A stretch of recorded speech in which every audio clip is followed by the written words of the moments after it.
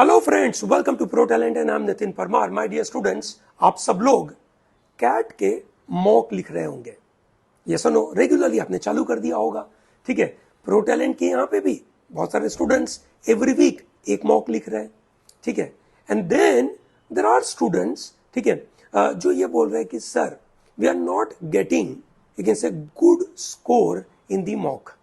ठीक है, बहुत सारे बच्चे मॉक में अभी करीबन 30-40 का स्कोर लेकर आ रहे हैं, कुछ लोग 40-50 का स्कोर लेकर आ रहे हैं, कुछ लोग 60-70 का स्कोर लेकर आ रहे हैं। आवर टारगेट, ठीक है, if I want to get 99 percentile के ऊपर, then my target is around 90 plus marks. ठीक है, in the mock and I should consistently score 90 plus, 100 plus, 110 plus. ठीक है, that is what my target is. ठीक है, तो बात यह है कि शुरुआत में आपके मॉक्स में कम मार्क्स आते हैं। उसके पीछे के बहुत सारे कारण हैं। सबसे पहली चीज तो एक, कम मार्क्स से डिसहार्टन नहीं हुई है ना, डरिए मत, डरना नहीं है। ठीक है, पर मॉक देने से, ठीक है, हमें अपने आप को सही से इंट्रोस्पेक्ट करना है। ठीक है, ये बड़ा महत्वपूर्ण पार्ट है। पहला पार्ट, डरना नहीं है। ठीक है, अगले करीबन let's say for example if I give an example of pro talent, हम लोग टोटल 35 मॉक से देते हैं एंड वी एक्सपेक्ट कि शुरुआत के 10 मॉक में ज्यादातर स्टूडेंट्स आर एक्सपेरिमेंटिंग, ठीक है, ट्राइंग टू सी कि जो उन्होंने क्लास में पढ़ाई करी है, जो उन्होंने क्वेश्चंस की प्रैक्टिस करी है, और वो सभी थियोरेटिकल नॉलेज, उसका जो एप्लीकेशन है, उसको वो एक साथ उस 2 घंटे में अप्लाई करने की कोशिश करते हैं, तीन एरिया में, भले वो फिर मैथ हो या इंग्लिश हो या लॉजिकल रीजनिंग हो। तो ये पक्का है, ये तय है कि जब आप कहीं पढ़ाई कर रहे हैं, ठीक है, कोई थ्योरी के प्रैक्टिस के क्वेश्चंस कर रहे हैं, और फिर जब आप उसको मॉक लिखने जाते हैं तो आपके ब्रेन को वो दोनों को कनेक्ट करने में टाइम लगता है। ठीक है, तो इसलिए शुरुआत के मॉक में तो कम मार्क्स आएंगे, ये पक्का है, ये तय है। पर जब बहुत कम मार्क्स आते हैं, ठीक है, तो ऑब्वियसली थोड़ा सा डिसहार्टन हो जाते हैं। ठीक है, मैं भी होता था, ठीक है, आप भी होते हैं। ठीक है, अब उसके पीछे क्या कारण है और हम उसको इंप्रूव कैसे करें, उसके बारे में डिस्कशन करना बहुत जरूरी है। ठीक है, जैसे सबसे पहला कारण जो मुझे लगता है कि आप में से बहुत सारे लोग ज्यादा स्कोर नहीं ला पा रहे, ठीक है, कम स्कोर लाते हैं, वो इसलिए लाते हैं बिकॉज आपको आपकी पढ़ाई में डिसिप्लिन की काफी कमी है। There's a lack of discipline which is stopping you from scoring reasonably a decent marks. Going to around 60-70 marks is what needed today. आज अगर आप मॉक देते हो, we are sitting in the month of August, तो आपको चाहिए 50 या 60, इसके आजू बाजू मार्क्स तो चाहिए ना। ठीक है, तो ये 50 to 60 क्यों नहीं ला पाते? Because there is lack of discipline. What do you mean by lack of discipline? कभी हम ज्यादा मोटिवेटेड हो गए, है ना, कभी हम ज्यादा मोटिवेटेड हो गए, और मोटिवेट होकर हमने एक दिन बहुत काम किया, 2 दिन हमने बहुत काम किया, ठीक है, फिर 4 दिन हमने कुछ ही काम नहीं किया। ठीक है, फिर कुछ दिन हमने मतलब कंटिन्यूअस मैथ के बहुत सारे क्वेश्चंस की प्रैक्टिस करी। ठीक है, उस समय पर हम इंग्लिश को टच ही नहीं कर रहे थे। ठीक है, फिर अचानक हमें लगा रहे हैं इंग्लिश में बुरा हो रहा है, so we started to work on English. ठीक है, then we picked up LR कभी, so there is no systematic way we are working on. ठीक है, ध्यान रहे दोस्तों, अगर आप अपने मॉक में अच्छा मार्क्स लेना चाहते हैं, क्योंकि मॉक में आप इसलिए अच्छा मार्क्स लाना चाहते हैं ताकि ये कंसिस्टेंटली आप अपने आप को चेक कर सके और धीरे धीरे आप अपने स्कोर को बढ़ाकर एक्चुअल एग्जाम में बड़े मार्क्स लेके आ सके। सही है ना? ठीक है, तो मॉक में रोज अच्छा लाने के लिए, वीकली एक जो मॉक हो रही है उसमें अच्छा लाने के लिए आपका वीकली डिसिप्लिन होना चाहिए, जहां पे आप सब एरिया पे ध्यान दे रहे हैं। ये बिल्कुल जरूरी है ना, ये मिस नहीं करिएगा। Number 2, that's a big problem we are facing, is you can say the fake confidence we have. ठीक है, हमें लगता है कि भाई मैं तो काम कर रहा हूं, मैं अच्छी तरीके से कर रहा हूं, पर ये दुनिया ही ऐसी पीतल की है, ये इतनी बड़ी परेशानी कर रही है मुझे कि जिसकी वजह से मैं स्कोर नहीं बढ़ा पा रहा हूं। गलती मेरी थोड़ी है, गलती तो मैं कॉलेज के साथ पढ़ाई कर रहा हूं ना, इसकी है ना। क्यों? क्योंकि मुझे टाइम नहीं मिल पा रहा है। गलती तो उस बात की है कि मैं कॉलेज में जा रहा हूं, फिर उसके ट्यूशन में भी जा रहा हूं और वो टाइम मिल नहीं पा रहा है। गलती तो मतलब वो रशियन यू कैन से मतलब चंद्रयान की थी जो चंद्र पे जाके क्रैश हो गया, उसकी वजह से मैं पढ़ाई नहीं कर पा रहा हूं। गलती पता नहीं किस चीज की है, फेक कॉन्फिडेंस है आपका। आप हर बार ब्लेम करते हो दुनिया को कि मैं क्यों नहीं कर पा रहा हूं। आप ये नहीं देख रहे हो कि सही में आपने एफर्ट नहीं मारा है। आपका स्कोर नहीं आने का सबसे महत्वपूर्ण कारण है आप नहीं कर पाए। अलग अलग तरीके के कारण कि सर है ना मैं जब ये एलआर कर रहा था तो मेरे से सब होता था, सिली मिस्टेक्स हो गई। सर जब मैं मैथ कर रहा था ना, ठीक है, तो पता नहीं मतलब है ना बाजू से जोर जोर से आवाज आने लगी, मैं ढंग से काम नहीं कर पाया। या इस मॉक में ज्यादातर ऐसे क्वेश्चंस आए जिसके बारे में मैं तैयारी करके नहीं गया था। अलग अलग कारण है आपके पास। प्लीज ये ध्यान रहे कि आप ये फेक कॉन्फिडेंस के द्वारा जब कैट की तैयारी करोगे ना, कुछ नहीं होगा। ठीक है, सही से इंट्रोस्पेक्शन करना है, सही चीज आइडेंटिफाई करनी है कि मैं क्यों काम नहीं कर पा रहा हूं, ये बिल्कुल जरूरी है।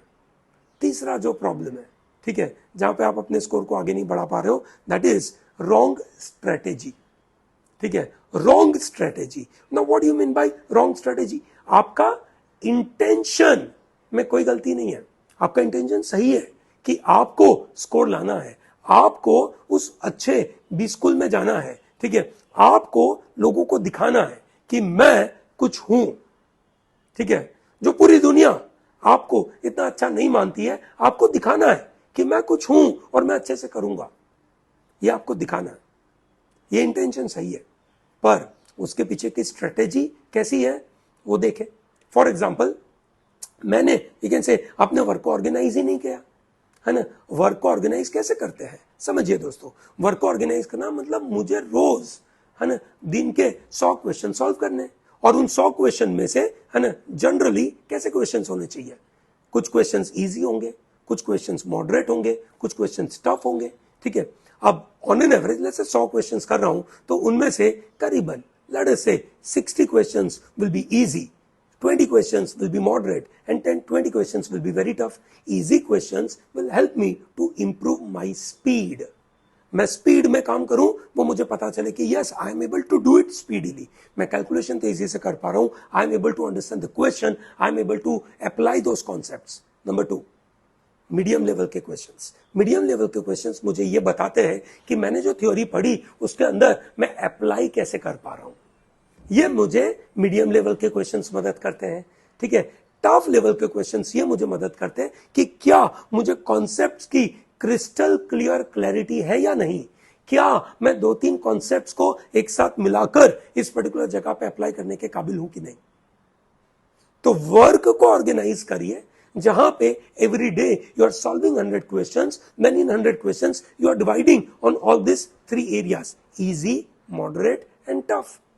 You're not just sticking to only tough questions. आप टफ के टफ क्वेश्चंस करे जा रहे हो, ठीक है, और 5 क्वेश्चंस कर रहे हो, 10 क्वेश्चंस कर रहे हो और डर के छोड़ देते हो। ऐसा नहीं होना चाहिए। सिमिलरली आप अपने वर्क को ऑर्गेनाइज नहीं कर रहे हो कि मुझे डेली 3 एरिया में काम करना है, दैट इज मैथ, इंग्लिश और एलआर। डेली अगर 3 नहीं कर पा रहा हूं कोई कारण की वजह से, then I must you can say devote some around 2 sections per day, very important. ठीक है, एंड दूसरा, आप अपनी वर्क स्ट्रेटेजी के अंदर सिंक्रोनाइजेशन करना बहुत जरूरी है ना। सिंक्रोनाइज करिए दोस्तों। ठीक है, सिंक्रोनाइज का मतलब क्या होता है, आपने एलआर में कुछ पढ़ा, ठीक है, और एलआर में मैथ के कोई कॉन्सेप्ट की जरूरत पड़ी, सिंक्रोनाइज करिए। ठीक है, आपने इंग्लिश में कुछ पढ़ा और एलआर में कुछ पढ़ा, एलआर में जो लॉजिक अप्लाई होता है कि जैसे क्रूशियल मुद्दों के ऊपर कि ओनली दिस, एनी, ऑल, ऐसे जो वर्ड यूज होते हैं और उसकी वजह से जो इंप्लीकेशन बदल जाता है एलआर के अंदर, सेम स्टफ आपका रीडिंग कॉम्प्रिहेंशन में अप्लाई होता है। ठीक है ना, चीजों को सिंक्रोनाइज करिए। ठीक है, चीजों को मैथ के अंदर सिंक्रोनाइज करिए। क्या आप ज्योमेट्री सीख रहे हो, क्या ज्योमेट्री में एपीजीपी अप्लाई हो सकता है? बिल्कुल अप्लाई होगा।